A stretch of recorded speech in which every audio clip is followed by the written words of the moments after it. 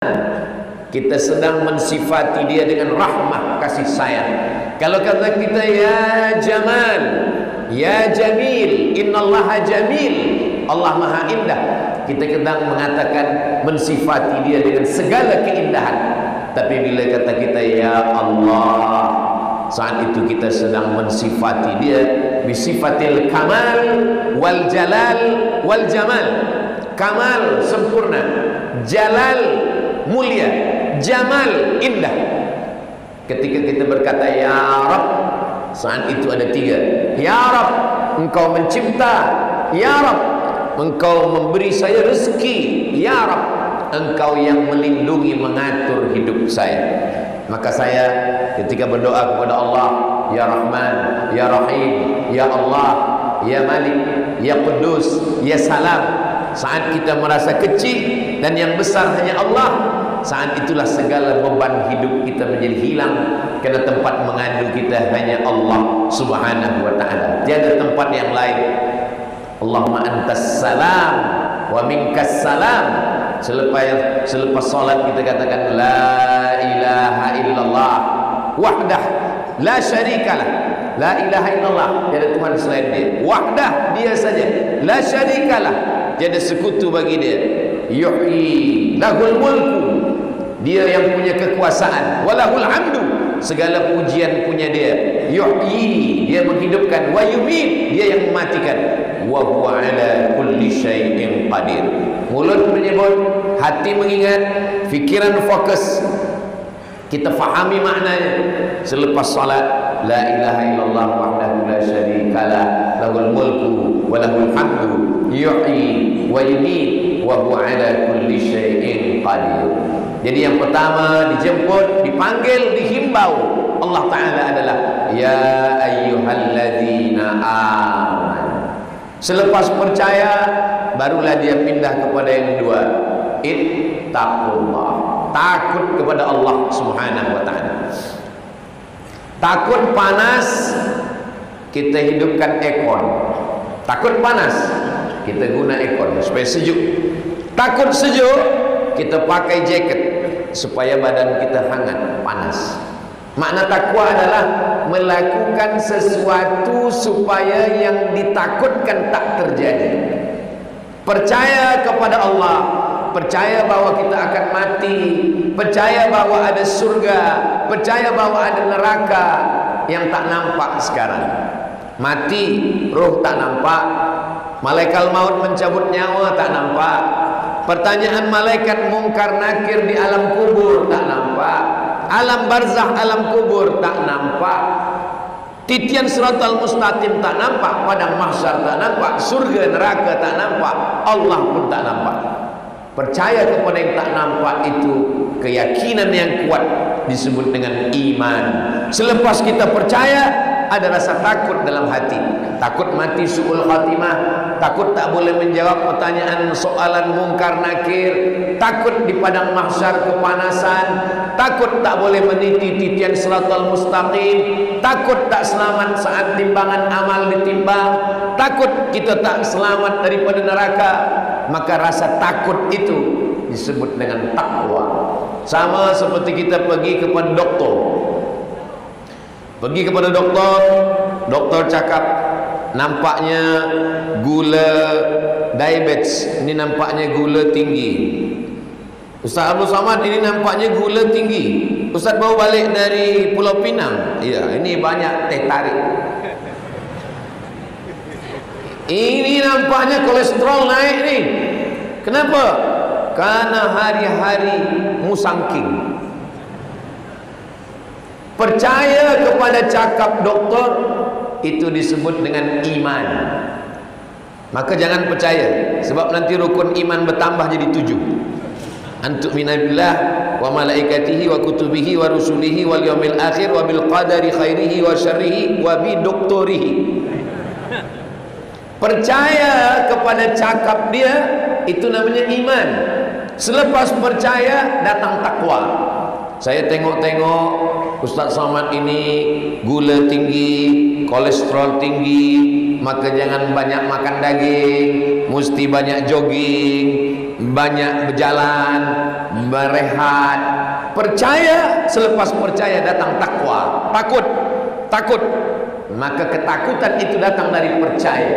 Kalau kita tengok ada orang mengaku Muslim, awak Islam, saya Islam, kenapa tak sembahyang? Nantilah tunggu tua sikit. Sebenarnya dalam hati dia percaya tak percaya. Iya ke Tuhan ni ada? Iya ke malaikat ni ada? Iya ke azab kubur ni ada? Jadi kalau ada orang dah bagi tahu, doktor dah bagi tahu, jangan minum gula, jangan makan santan, jangan makan kambing, tapi dia terus buat, sebenarnya dia tak percaya.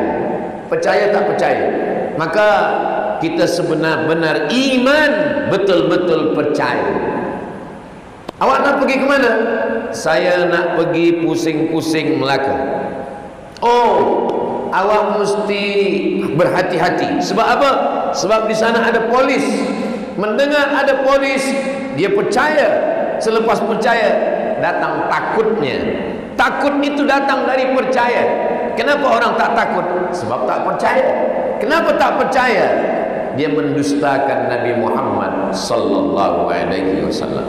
Jadi masalah dunia ini sekarang adalah masalah iman, masalah politik, masalah ekonomi, masalah dunia. Masalah utamanya adalah masalah iman, tidak percaya kepada yang disebutkan oleh Nabi Muhammad sallallahu alaihi wasallam. Apakah Quran yang dibaca oleh Nabi Abu Bakar, Umar, Utsman, Ali sama dengan Quran yang kita baca sekarang? Sama, tak kurang sikit pun. Apakah hadis Sahih Bukhari, Sahih Muslim, Sunan Abi Daud, Sunan Nasa'i, Sunan Ibn Majah, Muwatta Malik, Sunan Ad-Darimi, Musnad Ahmad bin Hanbal, Musannaf Ibn Abi Syaibah sama? Bahasa Arab yang sama. Masalah kita adalah masalah percaya atau tidak percaya. Itulah yang sedang kita tanamkan ke dalam hati ummah ini, bahwa kita akan mati, bahwa selepas mati tak selesai.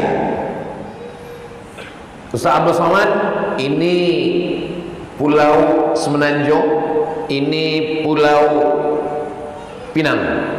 Nanti kita akan menyeberang titian Siratal Mustaqim. Dulu banyak orang terjun ke dalam laut sebab merasa dunia ini tempat masalah, lalu kemudian menyelesaikan masalah, masuk ke dalam laut. Dalam Islam, diri bukan menyelesaikan masalah. Kalaulah itu menyelesaikan masalah, oh sedapnya hidup. Ada masalah sikit, bunuh. Orang yang menggunakan pisau, maka dia selepas mati itu dia akan menghantamkan api neraka ke jantungnya sampai hari kiamat. Orang yang bunuh diri masuk ke dalam laut atau terjun dari gedung yang tinggi, maka dia terjun terus ke dalam api neraka, naik lagi, masuk lagi, naik lagi, masuk lagi, sampai bila? Kullama nadijat juluduhum, ketika kulit dia melepuh, masak, badalna juludan ghairaha, kami ganti dengan kulit yang baru, liyadzuqul azab, supaya dia merasakan azab Allah Subhanahu wa ta'ala. Ada orang yang mati, tapi matinya sekejap. Mati pagi, petang hidup balik. Atau mati 2 hari, lepas itu hidup lagi. Di tempat kami namanya mati suri. Ada orang putih kata tak percaya bahawa selepas kita mati ni kita boleh hidup lagi. Maka dikumpulkanlah satu dunia yang pernah mati suri, yang mati sekejap lepas itu hidup lagi. Lalu kemudian ditanya, apa yang kamu alami? Semuanya dengan satu soalan, tapi jawabannya sama semua.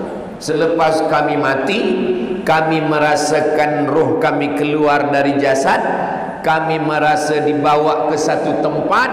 Di tempat itu kami melalui suatu perjalanan sampai ke satu tempat lagi. Di situ ada yang berjumpa ayahnya, ada yang berjumpa maknya, ada yang berjumpa bininya, ada yang berjumpa adiknya, ada yang berjumpa saudaranya. Semuanya mengatakan, baliklah engkau tempat engkau bukan di sini. Manakala dia balik, dia hidup lagi.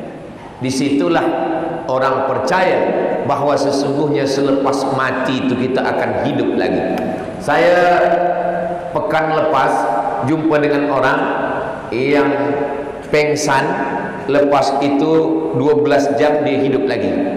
Lalu saya tanya pertanyaan, soalan yang sama, apa yang awak rasakan masa koma? Kata dia, saya merasa hilang. Selepas itu saya pergi ke suatu tempat, saya jumpa dengan arwah mak saya, dan mak saya berkata, baliklah engkau, tempat engkau bukan di sini, sebab belum masanya. Masa saya suruh balik itulah saya hidup lagi. Jadi puan-tuan, mana tahu mengalami yang macam ini, kalau jumpa nanti suruh dia balik, cepat balik.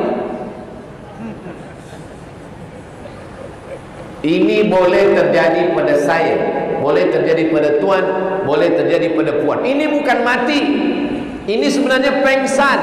Allah ingin tunjukkan bahawa yang kamu katakan tak nampak itu sebenarnya nyata. Itulah kenapa banyak orang masuk Islam selepas dia mati suri itu. Mati ini sekali, kullu nafsin dha'iqatul maut, mati, selepas itu tak ada mati lagi. Tapi ini hanya setakat sanurihim ayatina fil afaq, kami akan tunjukkan tanda-tanda kebesaran kami di alam semesta, hatta yatabayyana lahum annahul haq, sampai mereka yakin bahawa ini adalah kebenaran yang nyata. Susah untuk menjelaskan sesuatu yang tak nampak, sesuatu yang, jangankan cerita tentang azab kubur, jangankan cerita tentang sakratul maut, jangankan bercerita tentang surga neraka, bercerita tentang macam mana sedapnya nasi kandar. Saya balik ke Riau, Sumatera, kampung saya. Lalu saya ditanya oleh orang Sumatera, Ustaz Abdul Somad, ya, awak baru pulang balik dari Pulau Pinang? Ya. Katanya di Pulau Pinang itu ada nasi. Iya. Awak makan di sana? Makan. Macam mana rasanya? Menceritakan rasa pun kita tak boleh. Macam mana kita nak merasakan, menceritakan tentang kematian, tentang surga, tentang neraka, tentang sakratul maut? Menceritakan rasa pun kita tak boleh. Sebab apa? Sebab rasa itu hanya boleh diketahui oleh orang yang merasakannya. Makanya kata ulama, lam ya'rif man lam yadhuq, siapa yang tak pernah merasakannya, dia tak tahu. Jadi agama ini adalah ilmu, selepas ilmu amal, selepas amal merasakan nikmatnya amal. Saya pergi ke Bandung, Jawa Barat. Sampai di Bandung, orang Bandung bagi saya minum kopi. Ustaz Abdul Somad, saya dah siapkan kopi. Inilah kopi the best, kopi Johan Musabaqah Kopi Internasional, ditanam di tanah yang terbaik, dari biji kopi yang terbaik, dari pokok kopi yang terbaik. Inilah yang paling elok kopi dunia. Iyalah, saya cuba sikit. Caranya pun saya nak bagi tahu Ustaz. Okey, letakkan di bibir Ustaz. Lepas itu hirup sedikit saja. Macam mana rasanya? Pahit, kata saya. Dia kata inilah kopi yang the best sekali. Kata saya pahit. Apalagi merasakan nikmatnya ibadah, merasakan nikmatnya takut kepada Allah. Maka agama ini, banyak orang yang belajar agama, tapi kalau dia tidak amalkan, dia tidak akan merasakan nikmatnya.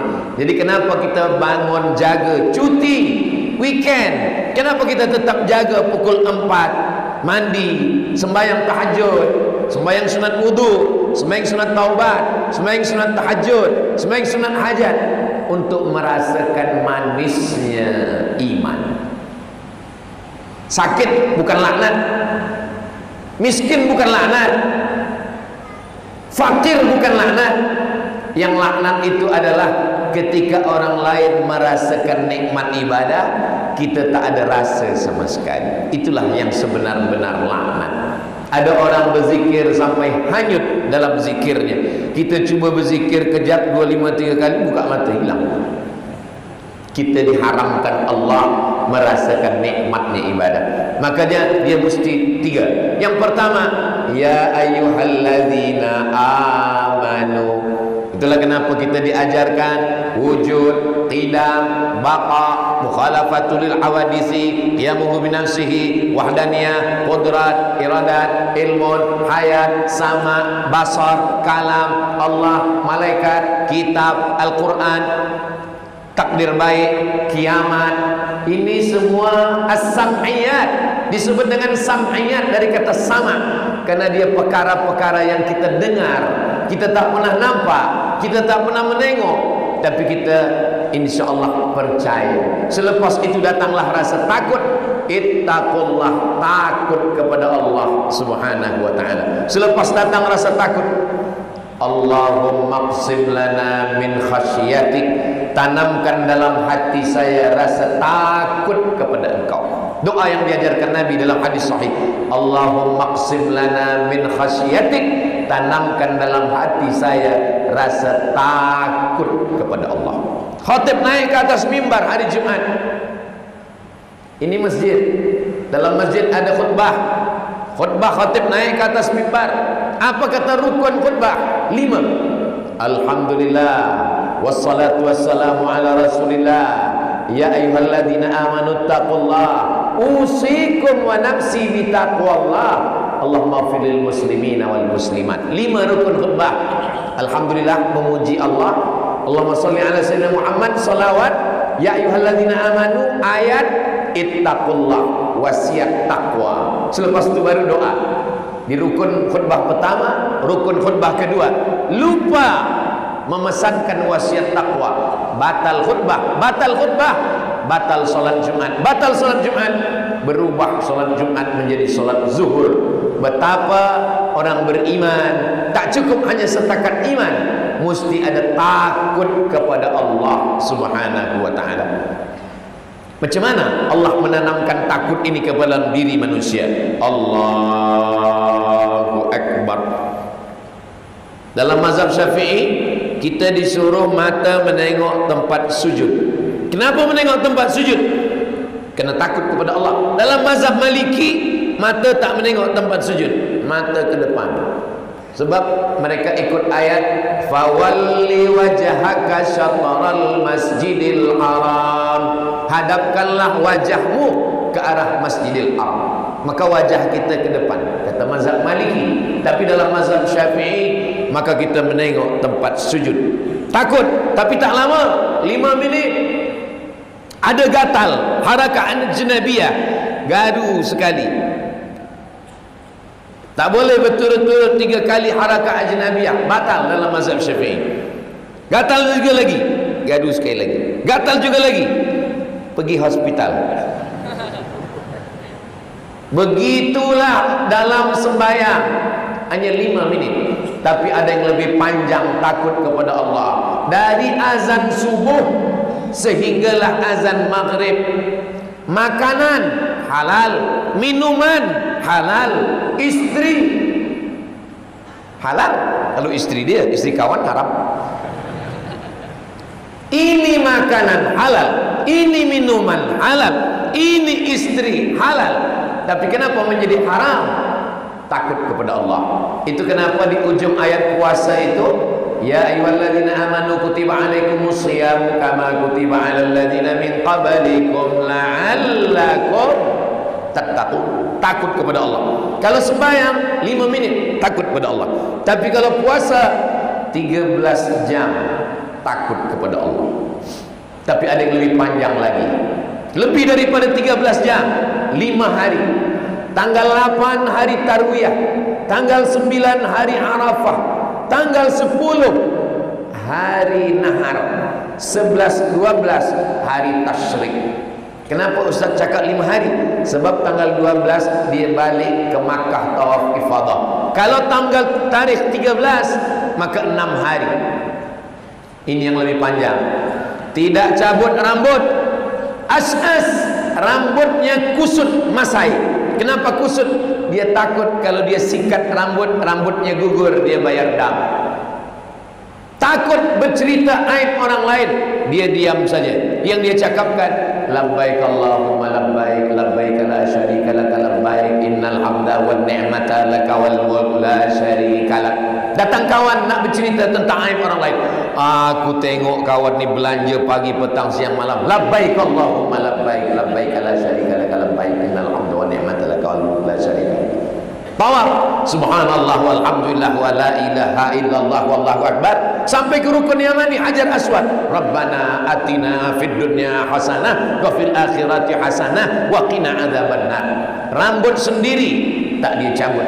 Maaf cakap, gatal hidung pun takut. Sebab kalau dia gatal hidung, dia tarik rambut hidung kena dam. Berapa lama? 5 hari sampai 6 hari. Ini ibadah ini semuanya diwajibkan Allah.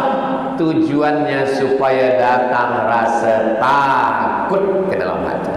Maka siapa yang sembahyang, siapa yang puasa, siapa yang haji dan umrah, tapi tak ada rasa takutnya, dia sedang bermain-main, dipermainkan oleh syaitan. Man salatuhu lam tanhahu anil fahsya wal munkar. Siapa yang sembayangnya tidak membuat dirinya takut, falam yazdad illa bu'dan, dia bukan makin dekat, tapi dia makin jauh daripada Allah Subhanahu wa taala. Sembayang zuhur, asar, maghrib, isya, subuh. Waktu yang kosong ni macam mana? Zikir. Itu kenapa kita diajarkan zikir subhanallah walhamdulillah wa la ilaha illallah wallahu akbar, subhanallah wa bihamdihi subhanallahil azim. Tapi para ulama, mereka menanamkan zikir ke dalam qalbu. Allah Allah Allah Allah Allah Allah Allah Allah Allah Allah, tak putus. Macam mana membuat dia supaya tak putus? Ditalqinkan, afdalu dzikri fa'lam annahu la ilaha illallah. Supaya apa? Supaya seperti yang disebutkan dalam Al-Quran, alladzina yadhkurunallaha qiyaman, menyebut Allah waktu tegak, wa qu'udan, menyebut Allah waktu duduk, wa ala junubihim, menyebut Allah ketika sedang berbaring, sebelum tidur menyebut Allah, bismika Allahumma. Jangan dibaca sekarang, nanti boleh tertidur. Sebelum makan menyebut Allah, Allahumma barik lana fima razaqtana. Jangan dibaca sekarang, boleh meniti ini. Sebelum berjalan menyebut Allah, bismillahi tawakkaltu ala Allah, la haula wala quwwata illa billah. Menengok, oh cantiknya masjid, masya Allah, tabarakallah. Kenapa di dinding-dinding ditulis tulisan yang cantik-cantik? Muhammadur Rasulullah. Tuh yang tertulis di pintu, Muhammadur Rasulullah. Tuh yang ada di belakang, Allah di kanan, Muhammad di kiri. Tuh yang ada tulisan la ilaha illallah. Ini yang ada tulisan cantik, innallaha wa malaikatahu yusalluna 'alan nabi ya ayyuhalladzina amanu sallu 'alaihi wa sallimu taslima. Supaya apa? Supaya ketika kita menengok, kita ingat Allah. Allahumma shalli 'ala sayyidina Muhammad wa 'ala ali sayyidina Muhammad. Oh, rupa-rupanya itu ayat menyuruh selawat. Saya dah lama sembahyang di sini Ustaz, saya tak tahu tu ayat selawat. Tengok lagi pula sebelah kiri, wa'tasimu bihablillahi jami'an wala tafarraqu, berpegang teguhlah dengan tali Allah, wala tafarraqu, jangan kamu berpecah belah. Kenapa ditempelkan tulisan-tulisan ini? Supaya kalau kita memandang ke dinding, ingat Allah. Datang tetamu ke rumah kita, di bilik kita terima tetamu, buatkan kaligrafi tulisan khat yang cantik-cantik. Supaya apa? Supaya kalau dia tengok, masya Allah, tabarakallah, la haula wala quwata illa billah. Jangan pasang gambar kita nikah dulu, nanti dia tengok orang, oh cantik juga bini kau. Saudara yang dimuliakan Allah Subhanahu wa taala, kereta, kenapa orang ada kereta dia pasang tasbih?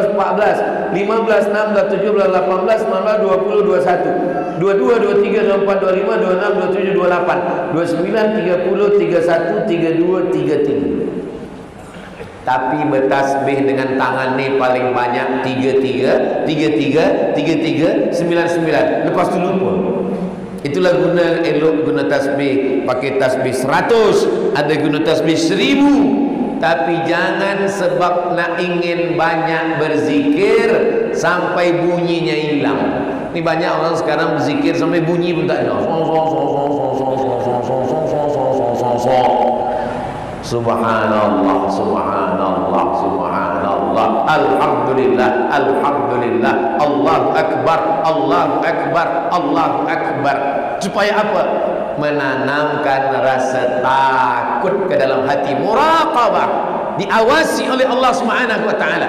Yang menengok kita bukan CCTV, yang memandang kita bukan ayah ibu, yang memandang kita adalah Dia. Siapa Dia? La ta'khudhuhu sinatun wala naum.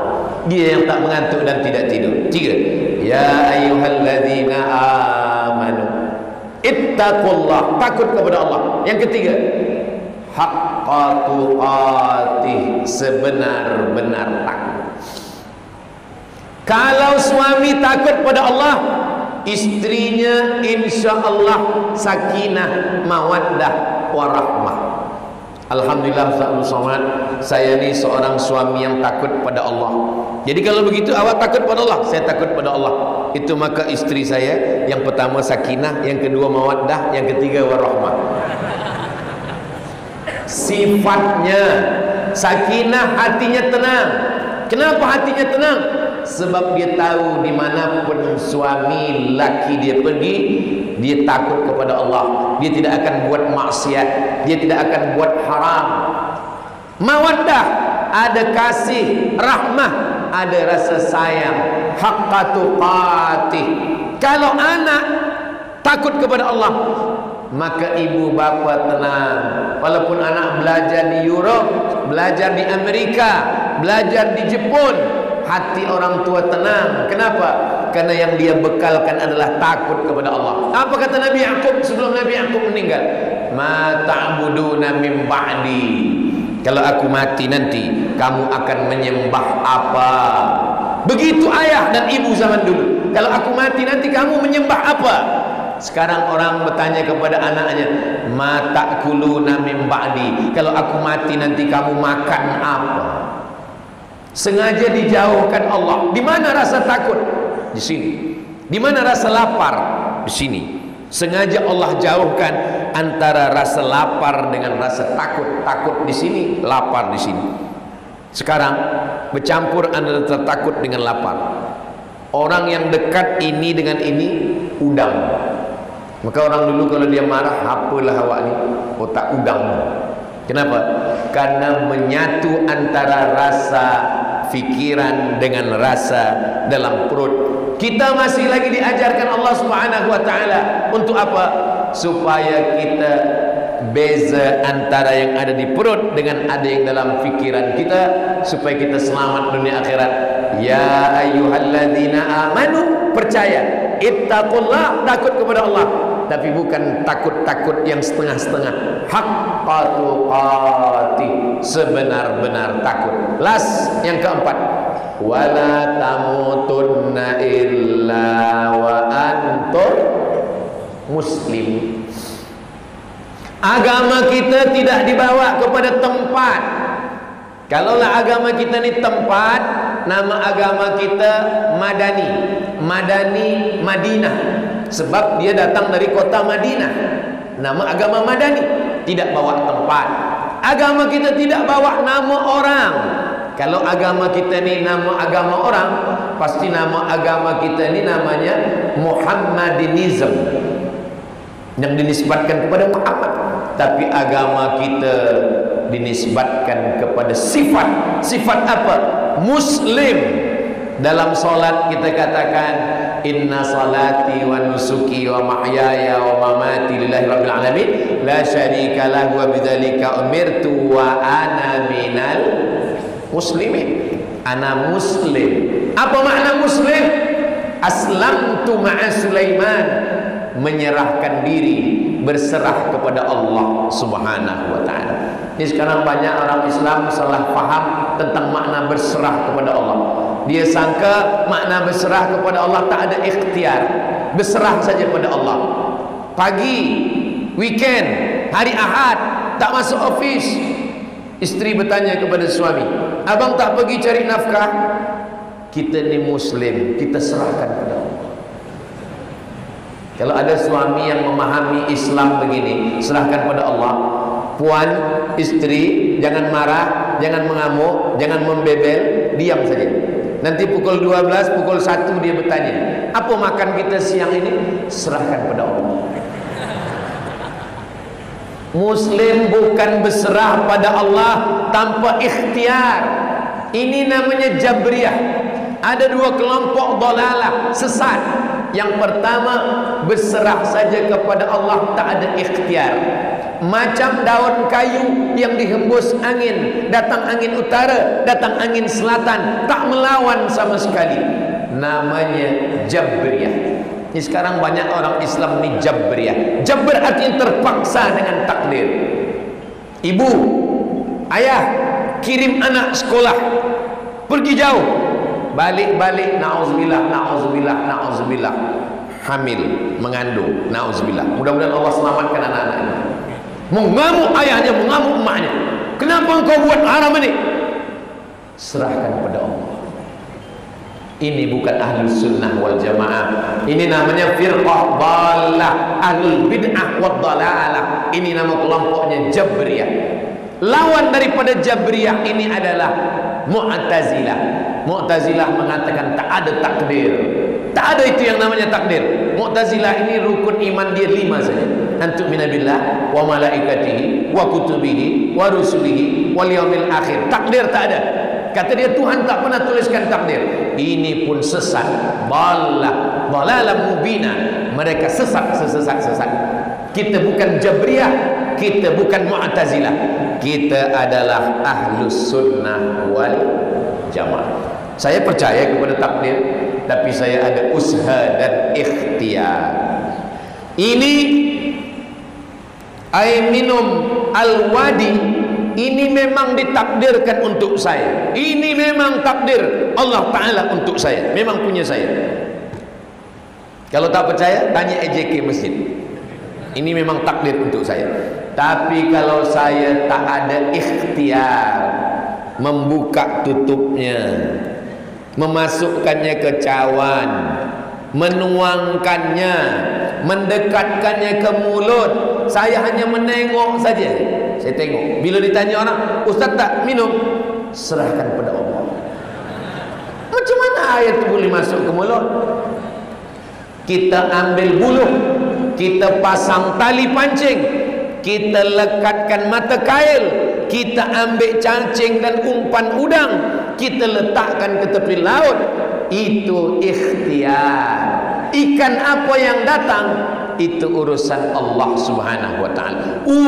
Urusan kita, biarkan Allah mengurus urusan dia. Ini sekarang umat Islam ini banyak mengurus urusan Allah sampai dia lupa mengurus urusan dia. Awak tak pergi memancing, ikan adalah urusan Allah. Kalau Allah mahu, ikan yang masak boleh datang ke rumah. Ini bukan orang Islam. Orang Islam itu ada usaha, ada ikhtiar. Kenapa Ustaz Somad tiba-tiba saja ingat pancing? Tadi masa keluar dari hotel, lalu kereta di tepi laut, saya tengok dah banyak orang memancing. Masya Allah. Lelaki ni, puan-puan, lelaki ni dia ingin adventure, dia ingin petualangan. Pagi-pagi sekali dia sudah jaga tidur, dia pergi mancing, dia bawa kereta, dia sewa bot, dia pergi ke tengah laut. Tak dapat ikan balik, dia beli ikan masak. Bila ditanya di rumah, apalah awak ni pergi pagi-pagi ke tengah laut balik? Bukan masalah ikannya, tapi masalah adventure. Ada petualangan, ada kerja keras, ada titih peluk keringat dan air mata, ada perjuangan. Itulah namanya ikhtiar, ada usaha. Ustaz Abdul Somad, ya, tolong doakan saya Ustaz Abdul Somad. Doa apa? Doa supaya saya dibagikan jodoh. Jodoh ini pun ikhtiar, ada usaha. Tapi kata orang tua-tua dulu, kalau jodoh takkan kemana. Memang betul, jodoh tak kemana, tapi saingan di mana-mana. Ada usaha dan ikhtiar. Karena Allah Subhanahu wa taala menengok bagaimana seorang hamba. Ini makna muslim. Makna muslim, kita serahkan pada Allah selepas kita berusaha dan ikhtiar. Ambil satu buluh, pasang tali pancing, ikat mata kail pancing, ambil cacing dan udang, letakkan ke kolam, letakkan ke sungai, letakkan ke tepi laut. Selepas itu, bismillah tawakkaltu 'ala Allah, la haula wala quwata illa billah. Tarik satu kail pancing, hilang umpannya. Tarik yang kedua, hilang talinya. Yang ketiga, sama-sama buluhnya hilang. Husnuzan kepada Allah, ridha kepada takdir Allah. Inilah sebenar-benar keyakinan seorang muslim. Jadi kalau ada orang Islam yang berserah diri, bila ditanya kenapa awak tak berjuang, la haula wala quwata illa billah. Kalau begitu umat Islam, nanti negeri akan diambil, akan diambil. Datang Salahuddin Al-Ayyubi. Siapa yang merebut Palestin? Tiga. Yang pertama, Umar bin Khattab. Yang kedua, Salahuddin Al-Ayyubi. Yang ketiga, pemuda belia-belia kita dari Pulau Pinang, insyaAllah. Allahu Akbar. Dari bunyi takbirnya macam tak jadi. Saudaraku yang dimuliakan Allah Subhanahu wa taala, Muhammad Al-Fatih. Muhammad Al-Fatih merebut Konstantinopel, kota, negeri yang diasaskan oleh Kaisar Konstantin.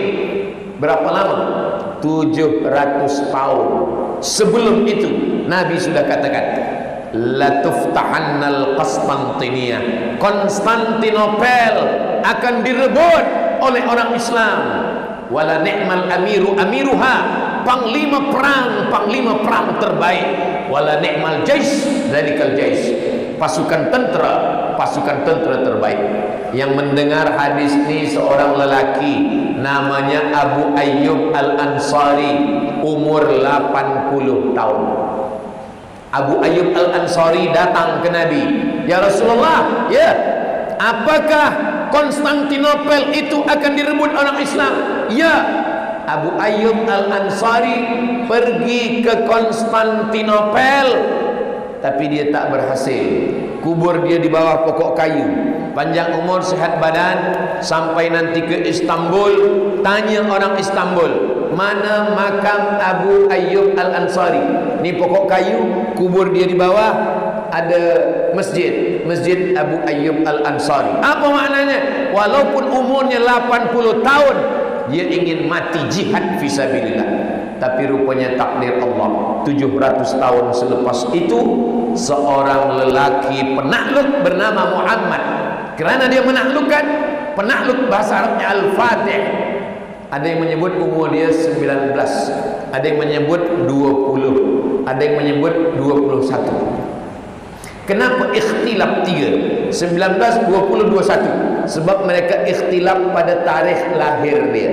19, 20, 21, tiga-tiganya sama, muda belia. Sebelum itu panglima perang, muda lagi, namanya Usamah. Usamah artinya singa, lion. Usamah singa. Usamah bin Zaid panglima perang umur 18 tahun. Usamah bin Zaid jadi panglima perang 18 tahun. Muhammad Al-Fatih menakluk 19 tahun. Pemuda belia kita hari ini bila ditanya, umur kamu berapa? 20 tahun. Apa yang sudah kamu taklukkan? Saya menaklukkan 3 hati anak gadis. Macam mana kita nak mendapatkan kemenangan? Islam bukan agama yang apatis, bukan agama yang putus asa. Kalaulah Islam ini agama putus asa, Nabi Muhammad itu tidak turun ke bawah. Dia hanya di Jabal Nur saja, baca Quran, berzikir, baca Quran, berzikir, mati. Nabi Muhammad turun ke bawah, berjumpa dengan Abu Jahal, Abu Lahab, Abu Sufyan, berjumpa dengan orang kafir Quraisy. Begitu juga dengan sahabat Nabi. Apakah selepas Nabi meninggal, sahabat itu hanya duduk berzikir? Tidak. Sahabat Nabi pergi menyebarkan Islam sampai ke Bahrul Qazwain pada masa Umar bin Khattab. Nama sahabat Huzaifah ibnul Yaman sampai ke Bahrul Qazwain. Nama sahabat Uqbah bin Amir sampai ke Maghribi. Makkah, Madinah, Saudi Arabia, naik ke atas Suriah, Lebanon, Palestin, Syam, Mesir, Libya, Tunisia, Algeria, Maghribi, 10 negeri. Bukan naik pesawat terbang, bukan flight, mereka berjalan dengan kuda, dengan keledai, dengan unta. Itulah kenapa Islam ini hebat. Kenapa? Karena orang yang muslim bukan berserah kepada suratan takdir, tapi dia melakukan segala aktivitinya. Selepas dia berikhtiar, barulah dia berdoa, barulah dia serahkan kepada Allah, barulah dia berkata di mulutnya. Kalau dia sukses berhasil, dia katakan, kamu yang menaklukkan ini, kamu yang membina ini. Ustaz Abdul Somad bagi tazkirah di masjid yang cantik, yang besar, yang indah di Pulau Pinang. Ya, siapa yang membina? Hamba Allah, la haula wala quwata illa billah. Orang Islam dulu selepas dia berjuang, dipuji orang, baru dia katakan la haula wala quwata. Orang Islam sekarang tak ada buat apa-apa, bila ditanya, kenapa kamu tak buat apa-apa? La haula wala quwata illa billah. Islam ini mundur kerana orang tasawuf. Orang tasawuf yang hanya berzikir, orang tasawuf yang hanya berzikir petik tasbih. Ini adalah fitnah yang luar biasa. Karena orang tasawuf selepas dia berzikir, dia berjihad. Kita tengok Libya. Libya itu merdeka dari penjajahan Mussolini dari Italia. Siapa yang berjuang? Tarekat Sanusi, Imam Sanusi. Karena mereka kalau sudah berzikir, dia tak bagi mereka ilahi anta maksudi waridhaka matlubi. Datang siang menyerang Kedah, lalu kemudian berita umat Islam didengar oleh seorang ulama dari Sumatera, penulis kitab Sairus Salikin, namanya Syekh Abdul Somad Al-Fulembani. Dia datang dari Sumatera ikut Patani sebagai mati syahid, mursyid tarekat Sammaniyah. Dia murid dari Syekh Muhammad bin Abdul Karim Samman. Mereka adalah orang-orang yang berzikir. Puncak daripada zikir adalah syahid. Puncak daripada zikir adalah mutu qabla an tamutu. Makanya dalam tarekat, dalam zikir, dia ada rabitatul qabr, rabitah kubur. Seakan-akan dia sedang berada di alam kubur, dia berada di alam barzah, dia sudah mati, dia berada di liang lahat, dia sudah ditalqinkan, dia sudah dimandikan. selepas dimandikan dipakaikan kafan, selepas dipakaikan kafan dibisikkan la ilaha illallah, mutu qabla an tamutu.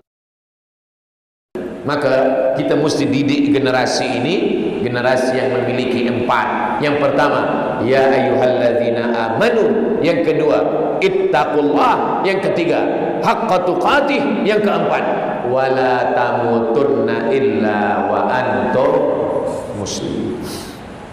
Masjid-masjid supaya mengajarkan yang 4 ini.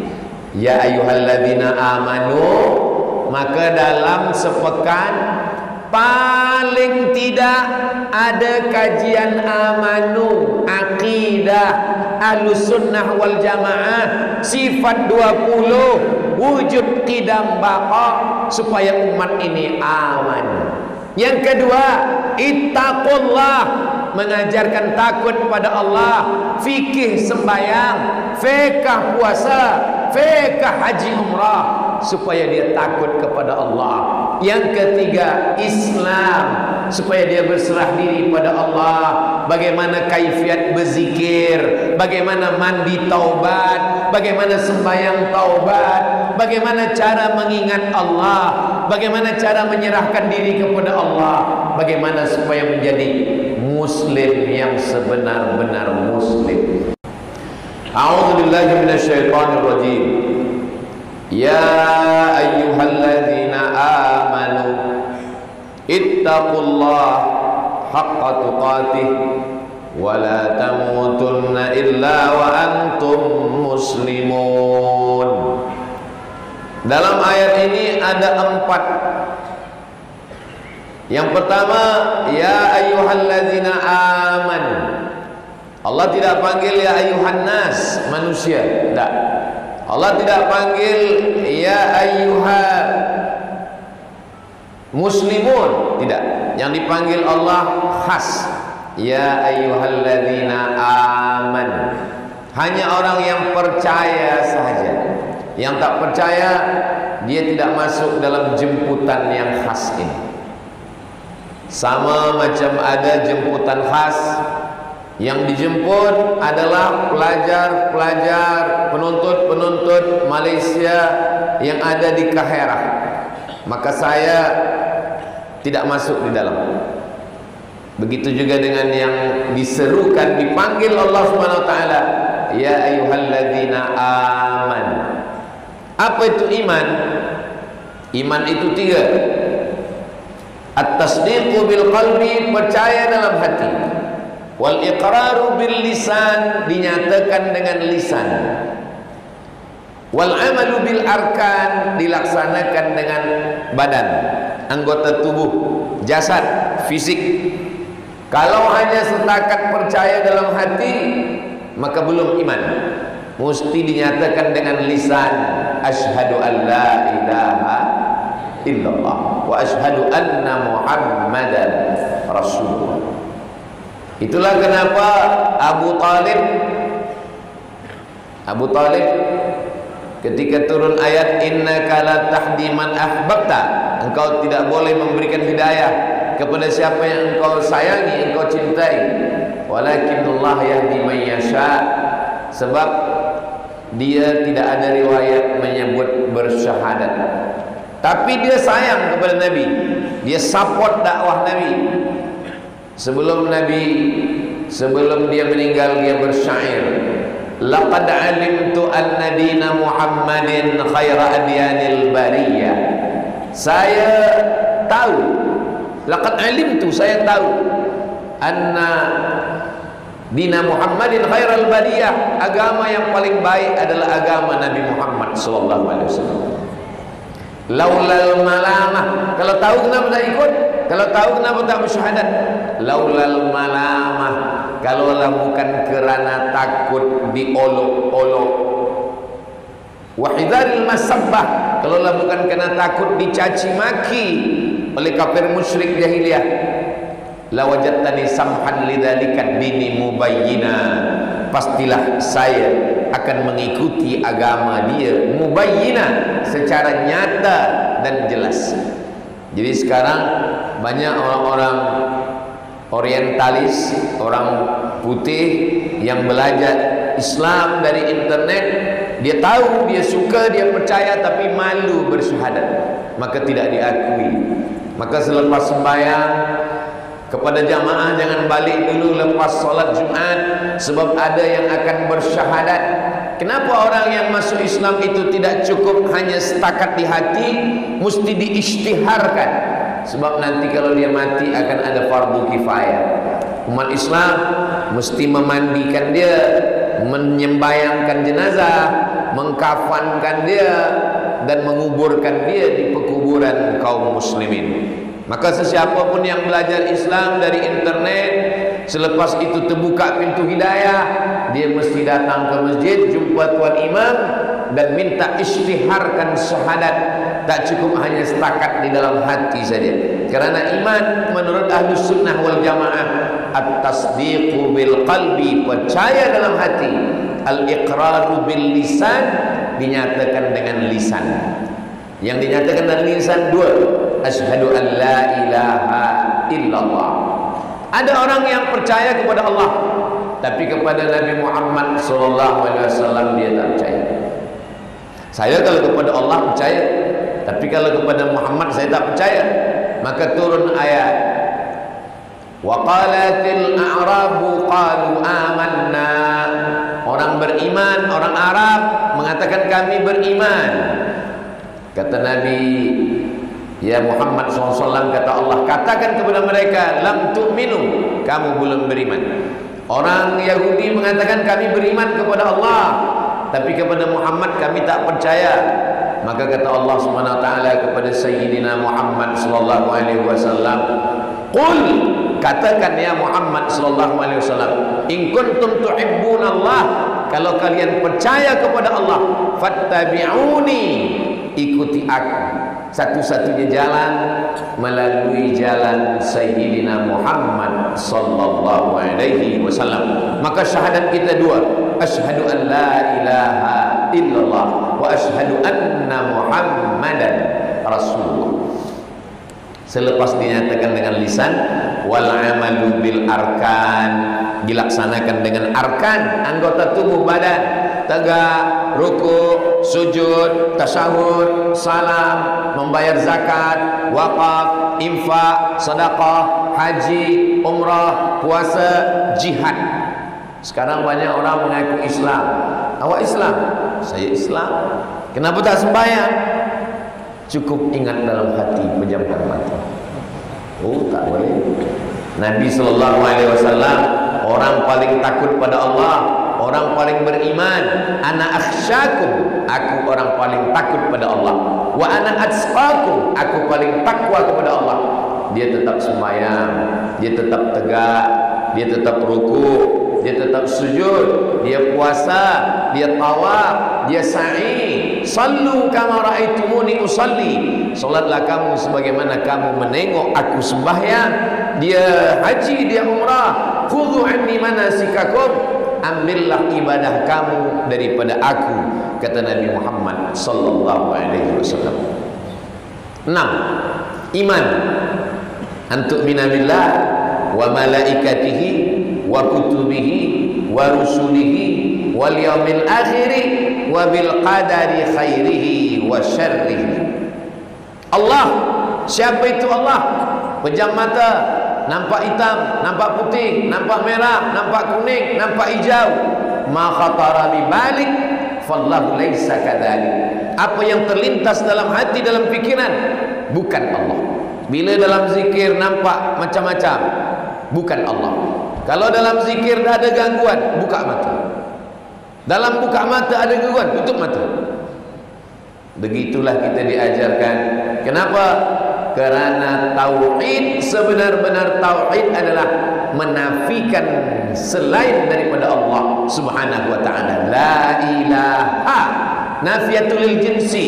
Tidak ada pokok kayu, tidak ada batu, tidak ada hantu, tidak ada manusia, tidak ada jin yang disembah, hanya illallah. Nafikan dulu. Setelah dinafikan semua, baru diisbatkan, ditetapkan la ilaha illallah. Kalimatu haqqin 'alaiha nahya. Dengan itu kita hidup.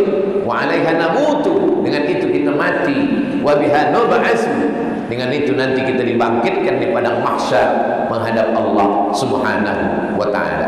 Walillahi asmaul husna, nama dia banyak. Ya Allah, ya Rahman, ya Rahim, ya Malik, ya Quddus, ya Salam, ya Mu'min, ya Muhaimin, ya Aziz, ya Jabbar. Walillahil asmaul husna, Allah punya nama yang mana yang baik-baik. Fad'u biha, maka panggillah dia dengan nama itu. Kalau kita kata ya Rahman, kita sedang mensifati dia dengan rahmah, kasih sayang. Kalau kata kita ya Jamal, ya Jamil, innallaha jamil, Allah maha indah, kita sedang mengatakan mensifati dia dengan segala keindahan. Tapi bila kata kita ya Allah, saat itu kita sedang mensifati dia bisifatil kamal wal jalal wal jamal.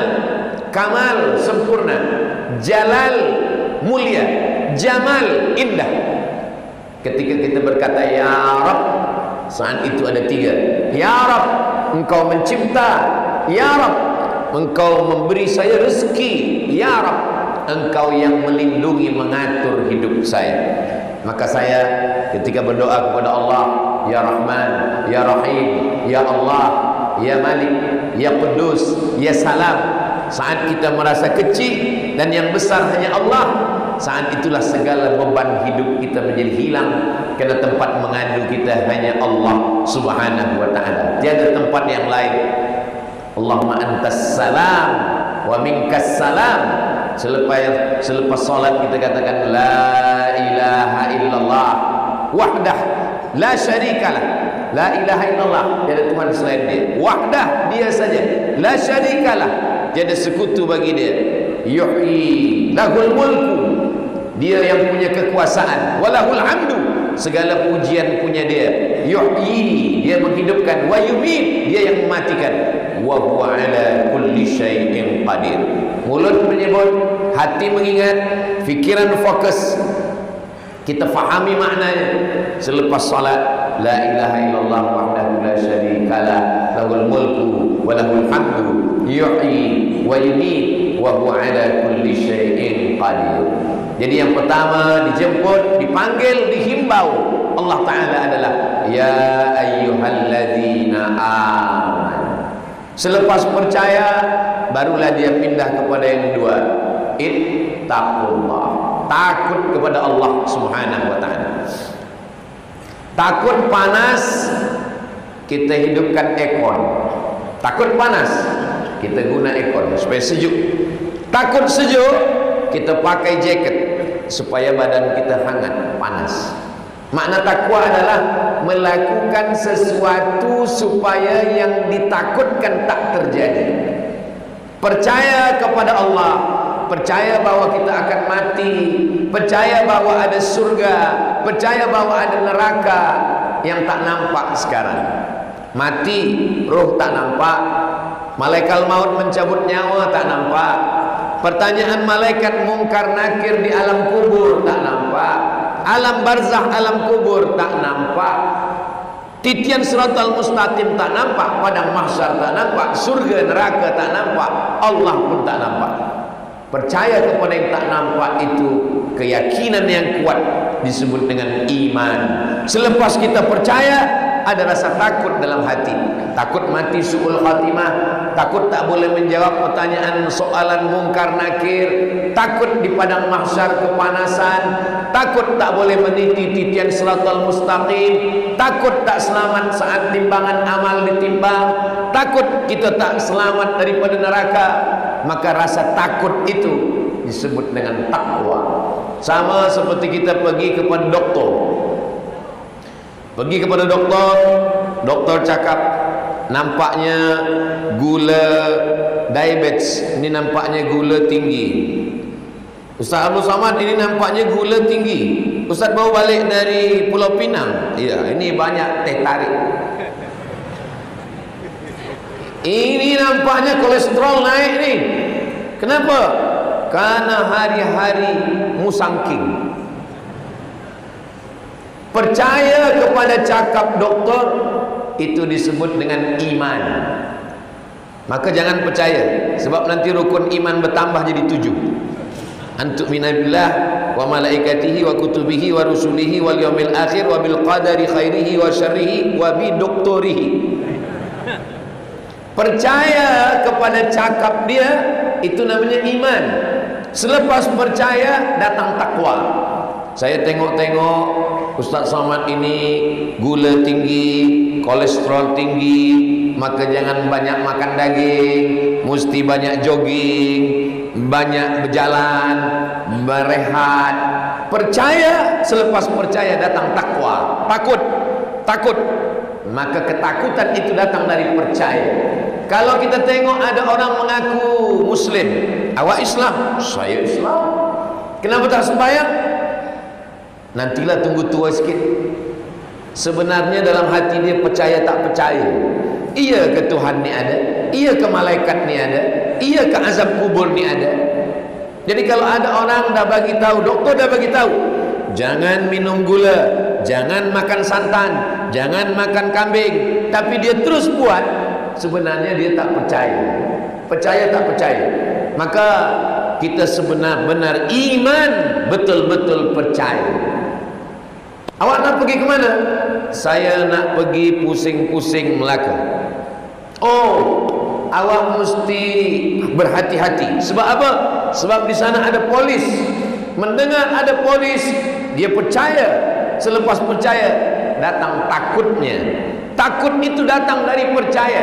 Kenapa orang tak takut? Sebab tak percaya. Kenapa tak percaya? Dia mendustakan Nabi Muhammad sallallahu alaihi wasallam. Jadi masalah dunia ini sekarang adalah masalah iman, masalah politik, masalah ekonomi, masalah dunia.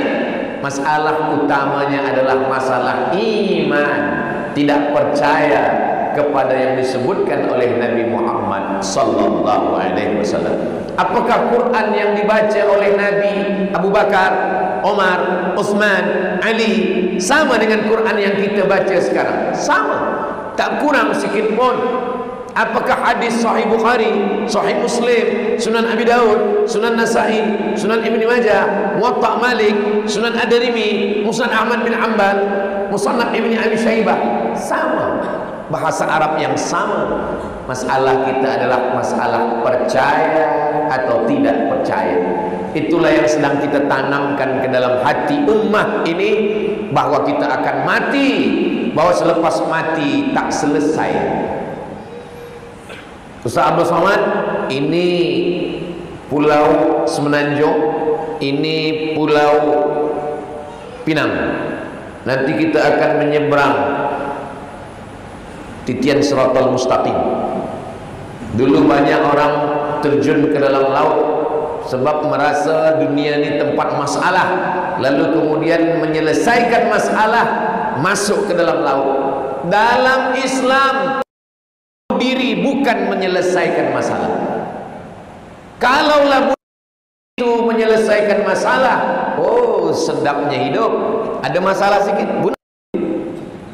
Orang yang menggunakan pisau, maka dia selepas mati itu dia akan menghantamkan api neraka ke jantungnya sampai hari kiamat.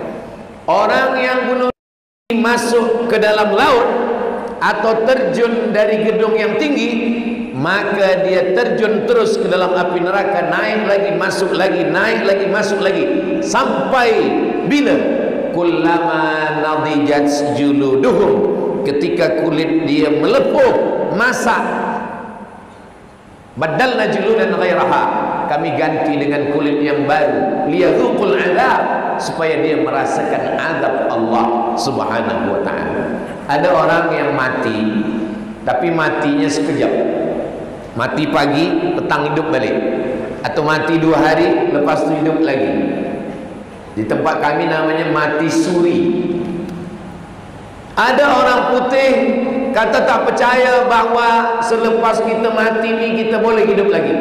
Maka dikumpulkanlah satu dunia yang pernah mati suri, yang mati sekejap lepas itu hidup lagi.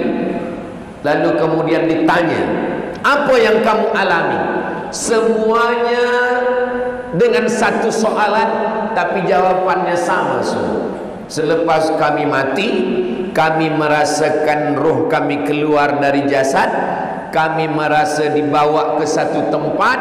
Di tempat itu kami melalui suatu perjalanan sampai ke satu tempat lagi. Di situ ada yang berjumpa ayahnya, ada yang berjumpa maknya, ada yang berjumpa bininya, ada yang berjumpa adiknya, ada yang berjumpa saudaranya. Semuanya mengatakan, baliklah engkau, tempat engkau bukan di sini. Manakala dia balik, dia hidup lagi. Disitulah orang percaya bahawa sesungguhnya selepas mati itu kita akan hidup lagi. Saya pekan lepas jumpa dengan orang yang pengsan, lepas itu 12 jam dia hidup lagi. Lalu saya tanya pertanyaan, soalan yang sama, apa yang awak rasakan masa koma? Kata dia, saya merasa hilang. Selepas itu saya pergi ke suatu tempat, saya jumpa dengan arwah mak saya, dan mak saya berkata, baliklah engkau, tempat engkau bukan di sini, sebab belum masanya. Masa saya suruh balik itulah saya hidup lagi. Jadi puan-tuan, mana tahu mengalami yang macam ini, kalau jumpa nanti suruh dia balik, cepat balik.